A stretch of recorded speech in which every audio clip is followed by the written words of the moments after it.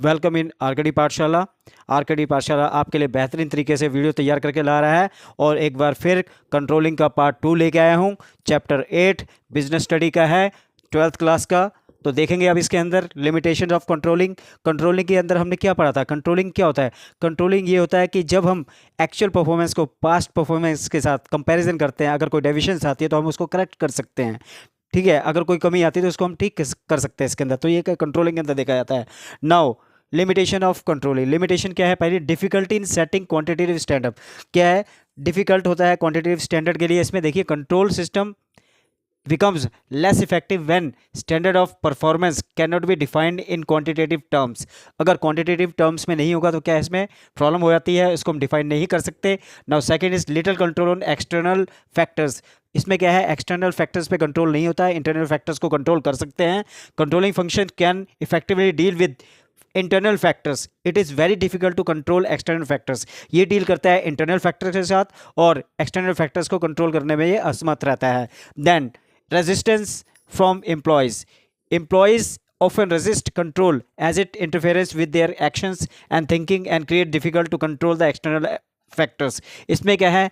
जो एम्प्लॉयज़ हैं अपना इनिशिएटिव नहीं ले सकते, अपने डिसीजन नहीं दे सकते, जो बॉस या सुपीरियर्स कहेंगे उसी हिसाब से उसको काम करना पड़ेगा।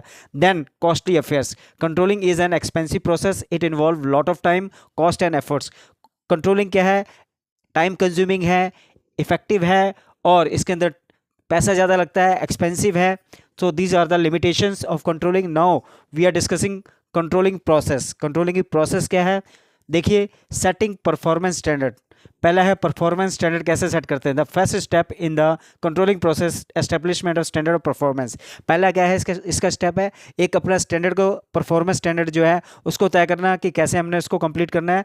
Now measurement of actual performance. अब हम कैसे एक्चुअल परफॉर्मेंस को मेजर कैसे कर सकते हैं, नाप कैसे सकते हैं। Once the standard have been established, the second step is measure the actual performance।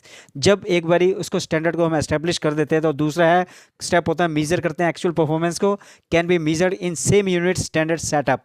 जो हमने स्टैंडर्ड सेट किया है, क्या हमने वो अचीव किया है नहीं किया, इसके अंदर मेजर किया जाता है। Then comparison of actual performance with standard. The third step in controlling process is to compare the actual performance with the standard. Actual performance को, जो हमारा स्टैंडर्ड था, जो हमने सेट किया था, वो हुआ या नहीं हुआ अचीव, उसको देखा जाएगा। Analysis deviations. Some deviations in performance expected in all activities. कुछ डेविएशंस तो होती हैं, जैसे बिजनेस के अंदर लॉस भी होता है, इट कंटेन रिस्क भी होता है, तो ऐसे ही कंट्रोलिंग के अंदर भी जो है कुछ डेविएशंस होती हैं, एक्सपेक्टेड होती हैं। So the next step is controlling process analyse the deviation. उन डेविएशंस को एनालाइज करना, उनको करेक्ट करना। इसके बाद देन टेकिंग करेक्टिव एक्शन। उन डेविएशंस को करेक्ट करने के लिए क्या हम एक्शन ले रहे हैं। देखिए, the final step in the controlling process is taking corrective action. There is no need for corrective action when the deviations are within a acceptable limit.